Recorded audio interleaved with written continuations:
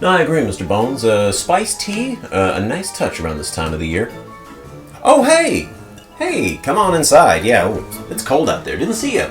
Well, thanks so much for coming. Hope you and your family are doing all right during this ongoing, very scary season. But yeah, you just caught me. I was right in the middle of a great discussion with my good buddy here, Mr. Bones. Say hi to the nice people, Mr. Bones. Oh, he doesn't say much, but I tell you, he is the best listener, aren't you, Mr. Bones? Oh, and he's so modest too, isn't it wonderful? But it's a great thing that you're here. I was just telling Mr. Bones about how every single year I get lots of questions about the origins of Halloween and, where the word Halloween comes from. Is it actually connected to ancient pagan rituals? And if you're here, I think, Mr. Bones, maybe it's a good idea if we just kind of run through the basics of the background of Halloween. What do you think? Such a good idea, he's speechless. Well, let's go ahead and do that. Let's go run down some of the big questions that usually get asked about this spooky time of the season. But before we get going, what you should understand is that what I'm going to talk about for the next couple of minutes is we're going to talk about Halloween as it's practiced here in the United States. There are other holidays around the world around this time that sort of have some similar practices as Halloween, but we're going to focus on the United States. Practices like trick-or-treating, candy, the jack-o'-lantern, wearing costumes, right? All of these things, they come from two particular sources. They come from, one, the Christian church, and two, they come from Celtic traditions. Now, when I say Celtic, I'm referring to both a culture and a language that are historically associated with the territories known as Scotland, Ireland, Wales, and Brittany, and Brittany's in northern France. So that's what I mean when I say Celtic.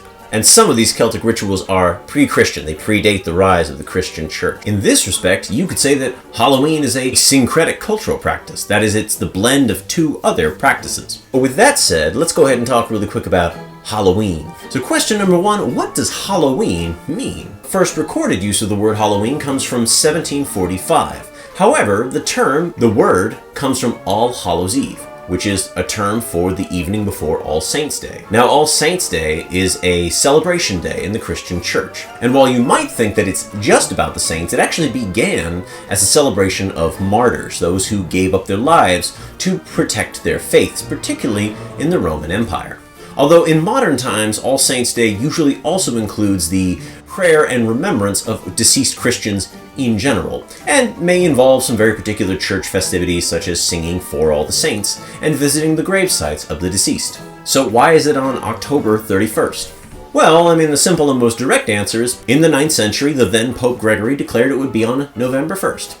Now, the reason why they moved it to a single day was simple, because there had been so many martyrs in the early history of the church that even if you group them together on the days that they died, it would still have been way too many days to commemorate and celebrate.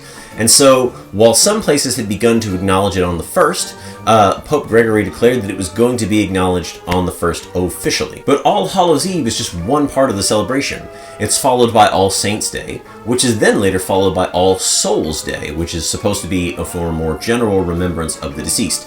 So that means October 31st through November 2nd is referred to as All Hallows Tide. Now, although there is no definitive evidence for what I'm about to tell you, it is widely believed on the part of scholars that the reason for the placement of All Hallows Tide, being when it was, the 31st through the 2nd, was to weaken the influence of the pre-Christian Celtic ceremony of Samhain.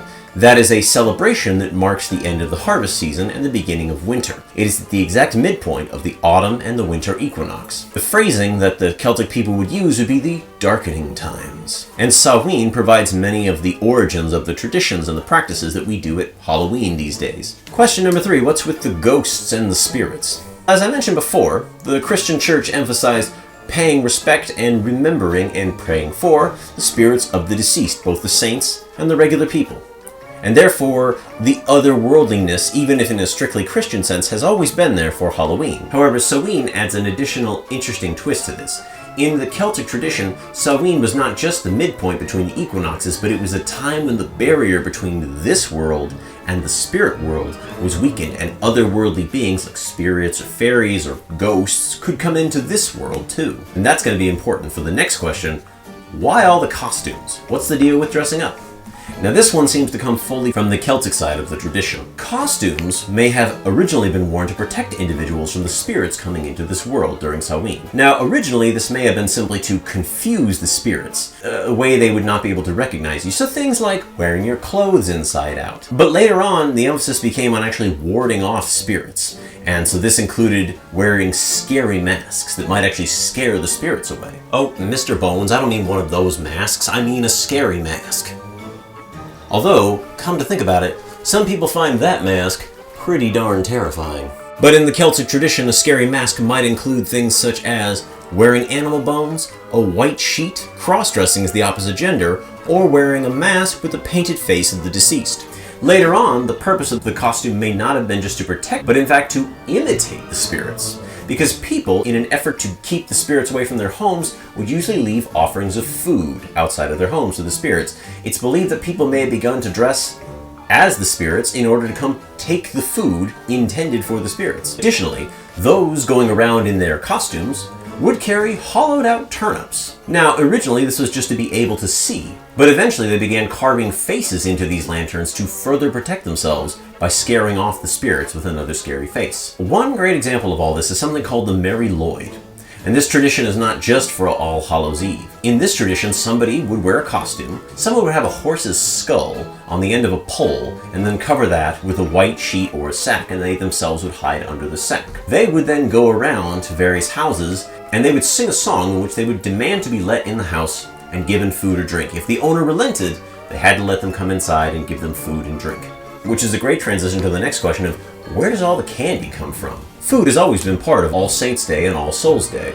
This involved the leaving of food at the graves of the departed, such as milk being poured over graves in Brittany, France, or the leaving of extra food on the table in the houses of Austria and Tyrol. Part of All Souls' Day involved children going door to door of their village and singing songs and praying for the departed of that particular house or of the community as a whole. In return for their prayers for the departed, the children were to be given soul cakes, these small rounded cakes, sometimes sweetened in some way. And this practice of going and offering prayers in return for these cakes was called going a-souling.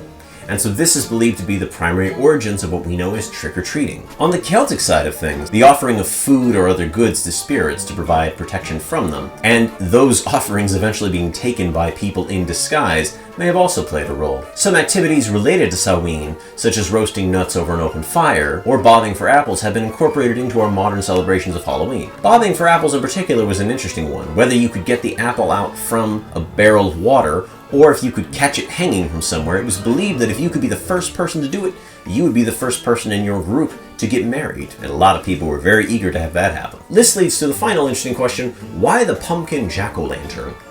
Well, I mentioned earlier the carved turnips as a means of warding off the spirits.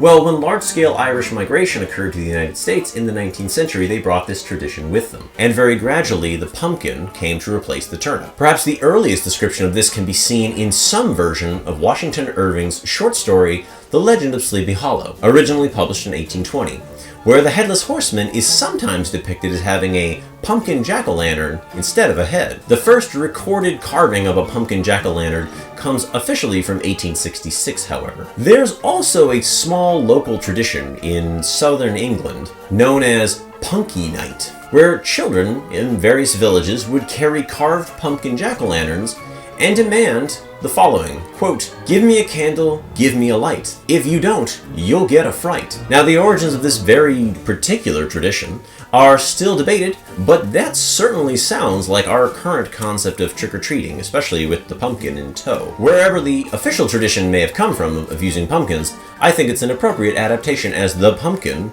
is native to North America. It'd be best to scare off spirits with one of our own pieces of food. Well, what do you think, Mr. Bones? Did I miss anything?